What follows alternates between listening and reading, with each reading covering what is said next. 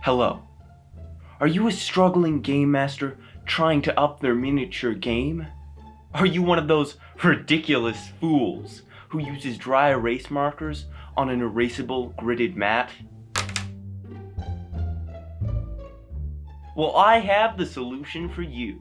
If you call 420-7575, I repeat 420-7575, in the next 5 minutes, you will get an empty box of crippling depression. I repeat, if you call 420-7575 in the next 5 minutes, we will ship a box full of crippling depression right to your front door. Yeah, I don't have anything for you. I'm sorry.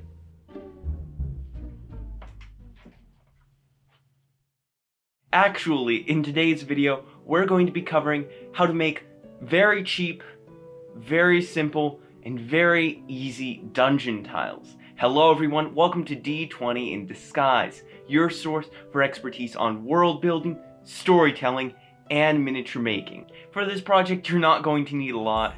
You'll need some poster board, some foam, some black, white, and brown paint, an X-Acto knife, and some brushes. That is all you need for this project. Very basic tools, basic materials, and you will be good to go to make your own dungeon tiles. If you do end up enjoying today's video, then please be sure to hit that like button and that subscribe button and that notification bell so you don't miss a single one of my uploads. But without further ado, let's get right into today's video.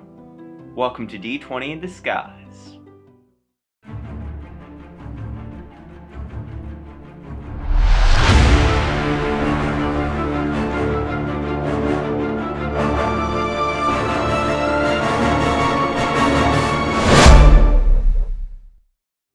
So, let's start off by going back to what you'll need for this project.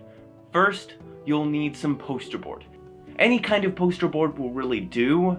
I personally just went to my local Target and picked up some poster board, and that was perfectly fine. Next, you'll need some foam. Now, you can get by with a lot of things in this respect. Now, I personally used high density foamular, which I was able to pick up at my local Home Depot. Next, you'll need some paint.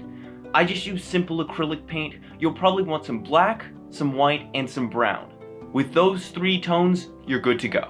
Next, you'll need an X-Acto knife. You can get these pretty much wherever you need to, though I would suggest a hardware store or a hobby shop. And you'll also need a straight edge, preferably a Carpenters Square. I forgot to mention this in the intro, but it is quite important if you want perfectly square dungeon tiles. Finally, you'll need some brushes. Any sort of brushes will do. I used really cheap brushes for this project, and they worked just fine. Although I would highly suggest getting yourself a fan brush. Fan brushes are very useful later in this project. Now that you have all of your supplies ready to go, let's jump right into the project. Now, for this project, I designed 2 different styles of dungeon tiles. One with a wooden floor and stone wall, and one with a stone wall and stone tiling as the floor.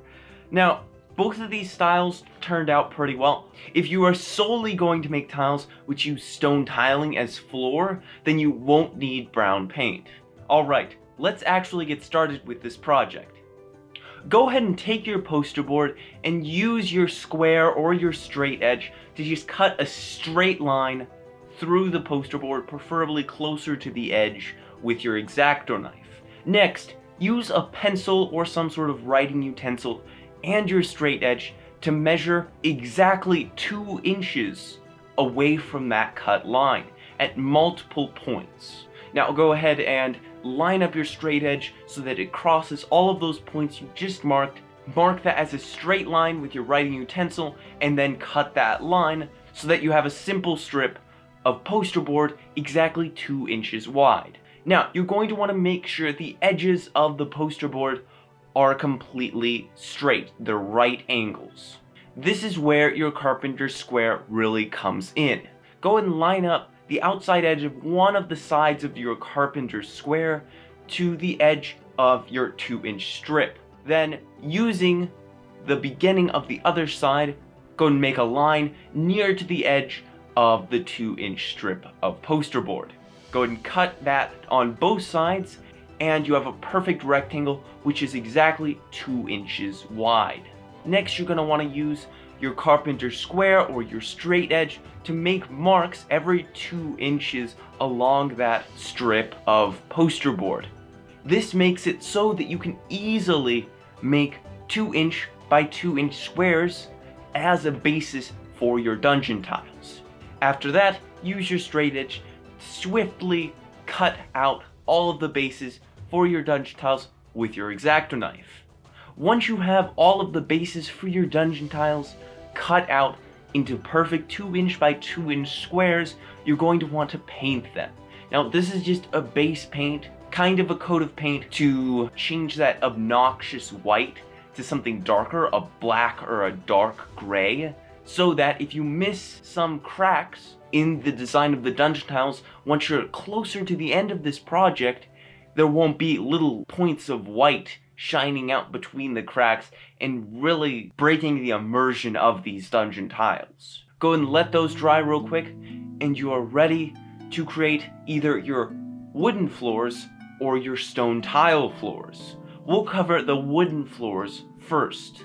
To make the wooden boards for your wooden floor dungeon tiles, you're going to want to take your foam and make a shallow cut, maybe 1/4 of an inch past the edge of the foam. From there, you're going to want to cut out a very thin slice of the foam using that shallow cut. Go ahead and cut this long board into your desired length. For your boards, I personally went for maybe 3/4 of an inch long per board, but you can do what you like in that. Next, you're going to want to lay out all of these different boards, all of these different pieces of foam onto the base of your dungeon tiles so that they fit in nicely like a jigsaw puzzle, as you can see me doing here. From there, you're going to want to add texture to these wooden boards. To do this, take your X-Acto knife and make short, shallow scratches along the grain of this supposed wood. This really adds a worn wooden effect to these pieces of foam. From there, you'll want to paint your boards brown. A simple brown will do. No mixing required if you don't want to. I personally just used a plain brown paint, just put it on the boards, and it all turned out fine. After your boards are all dried, go ahead and take some glue. Elmer's glue will do just fine. Should be a thing that you have somewhere around the house. And you can simply glue down those boards onto the base of your dungeon tiles in the arrangement which you planned out earlier. From here, your wooden dungeon tiles should be looking pretty nice. But you can go a step further, especially if you want to create walls for your dungeon tiles. Now, for the dungeon tiles I created, I personally went for a stone mine-like wall. But of course, you could easily make a plaster wall, a wooden wall, using these same tips. Using the same method which you used to create the base of your dungeon tiles with the poster board, go ahead and create a wall piece for your dungeon tiles. From there, take your foam and start breaking pieces off of it so that you can create small stones. Start smoothing out the textures a bit so that it looks stone-like. And once you've created all the stones for your wall, you're going to want to paint them. Now, there's a very easy way to use painting to make your stonework look very stone-like. Go ahead and start by laying a dark gray base of paint onto your pieces of foam which are supposed to be stone. From there, let that base paint dry. And then use one of your fan brushes with a slightly lighter tone of gray and lightly brush off most of the paint from the brush. You're going to want to make the end of the brush, the bristles of the brush, feel almost completely dry, but not completely. There should be a bit of paint still left on those bristles. From there, lightly brush your fan brush over the stonework, and that lighter gray should just hit the peaks of the stonework, not the cracks and crevices of the stone. You can also layer this effect multiple times, using a lighter and lighter tone of gray as you go drier and drier on your brush. This technique is called dry brushing and is very, very useful in many aspects of miniature making. Now that all of your stonework is painted and dried, you're going to want to glue all of those different individual pieces of stone onto your wall base. This might be a bit of a process, and you're definitely going to have to wait for all of your stones to dry, but once everything is dry, you can simply glue the wall piece onto your base dungeon tile, and your wooden floor dungeon tiles are complete.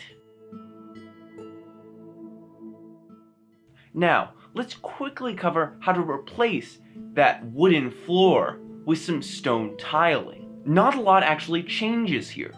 All you're going to want to do is take your foam and cut out 4 small 1" by 1" squares of foam. From there, you want to bevel the edges, make them smooth, not too smooth, but decently smooth, and you'll be looking pretty good. From there, all you want to do is get a ball of tin foil and rub that over your pieces of stone tiling, and that will add a very nice texture, a very stone-like texture to those pieces.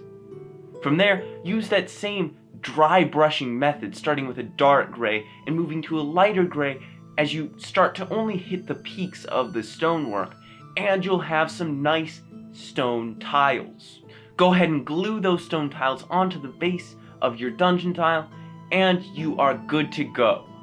Personally, I think these dungeon tiles turned out really nice, especially the wooden floored ones. I was able to create quite a few of these dungeon tiles in a single day. So even if you're a beginner in miniature making or GMing, you can create quite a few of these in just a short time.